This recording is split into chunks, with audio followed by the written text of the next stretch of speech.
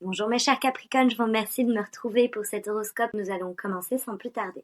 La première carte que nous avons tirée nous renseigne toujours sur les comportements et les attitudes à adopter, ce qui vous serait bénéfique ce mois-ci de faire et les agissements qui vous seraient bénéfiques. La carte que nous avons tirée est la carte du pendu. La carte du pendu, c'est la carte où vous voyez un homme, je me permets de poser la carte au premier plan pour vous permettre de l'observer pendant que je vous en parle. Il s'est lui-même lié par le pied, attaché, et il s'est laissé pendre la tête vers le bas. Il s'immobilise lui-même et il sacrifie, on va dire, l'aspect actif de sa vie pour favoriser celui réflexif et un peu plus passif de son existence. C'est la carte qui nous parle des sacrifices qui sont bien vécus, qui sont en tout cas nécessaires et qui doivent être consentis.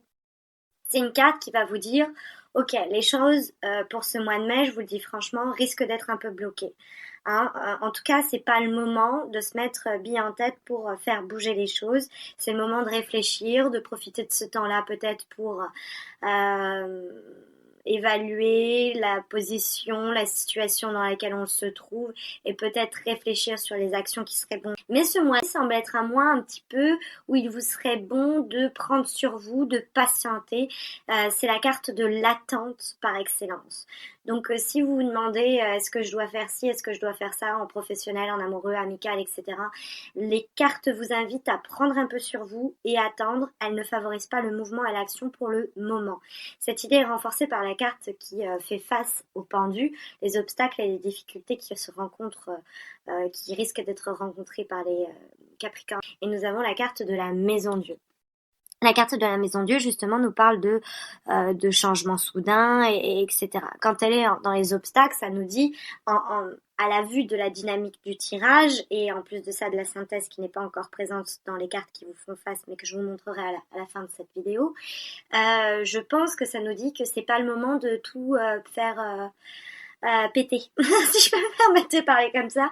C'est-à-dire que la Maison Dieu, normalement, elle dit oui, il y a une crise, il y a des transformations, et il faut, c'est nécessaire, faut pas résister au changement. Et là, quand la carte est en négatif, ça peut tout simplement nous dire que les changements sont pas bons pour vous. Si vous pensez à déménager, c'est bloqué pour le moment.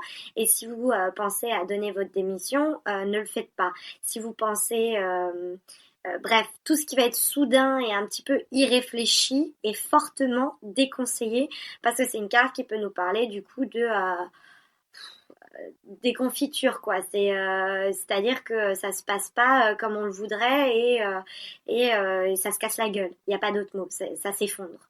Donc et c'est pas bon. C'est un obstacle et en difficulté.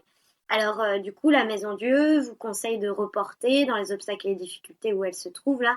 Ça vous conseille de reporter par exemple les ventes ou les achats de maison, le départ ou la rentrée dans une nouvelle structure, le fait de rompre ou le fait même de déclarer sa flamme, le fait d'entamer un projet comme ça et d'investir beaucoup, prendre des risques. Non. Bref, avec la carte de la Maison Dieu, en obstacle et en difficulté, les risques ne risquent pas de payer, je me répète. Mais bon, vous m'avez comprise. Malheureusement, avec la Maison Dieu dans les obstacles et les difficultés, il serait bon d'ajourner les projets pour le moment et d'écouter la carte du pendu en positif qui vous dit, bon, c'est le temps de patienter, il y a de l'attente, il y a du blocage, mais c'est mieux comme ça. Au-dessus, on a la carte du diable. Alors, la carte du diable nous parle, bon bien, des infidélités dans le cadre du couple.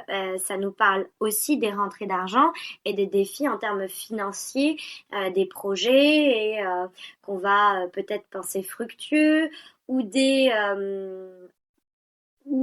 relations par intérêt. Bon, c'est lié à tout ce qui est domaine matériel et financier et charnel. C'est la carte des pulsions, des passions et des impulsions.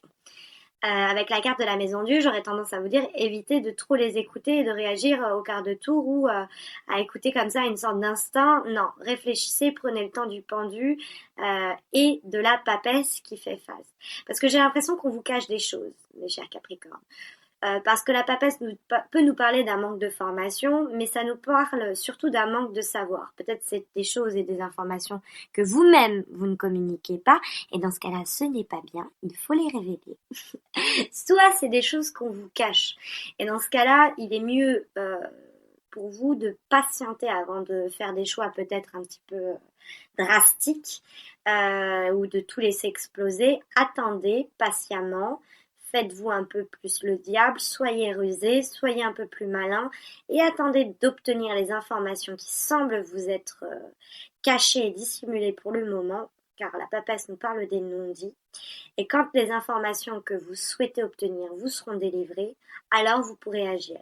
Mais pour le moment, le tarot vous encourage à agir avec prudence et réflexion, lentement mais sûrement. Car la carte de synthèse que nous avons tirée, c'est-à-dire calculée plutôt, à partir des 4 lames qui vous font face, et la carte de l'ermite que je vous présente ici, ce vieux monsieur qui avance lentement et que je me permets de laisser au premier plan pour vous permettre de l'observer. Cette carte-là nous dit très clairement, mes chers Capricornes, qu'il n'est pas venu le temps pour le moment d'agir avec, on va dire, impulsivité et de façon émotionnelle. Maîtrisez-vous, réfléchissez, prudence et patience. Je suis désolée, des fois c'est pas ce qu'on a envie d'entendre, mais c'est ce qui semble vous être le plus favorable pour le moment. Je vous remercie pour le temps que vous m'avez accordé d'avoir regardé cette vidéo. N'hésitez pas à vous abonner à ma chaîne si ce n'est pas encore fait. Je vous souhaite, malgré la patience que je vous recommande, ou plutôt que le tarot de Marseille vous recommande, que je vous souhaite solaire et rempli de joie et d'éléments favorables. Voilà, à très bientôt j'espère.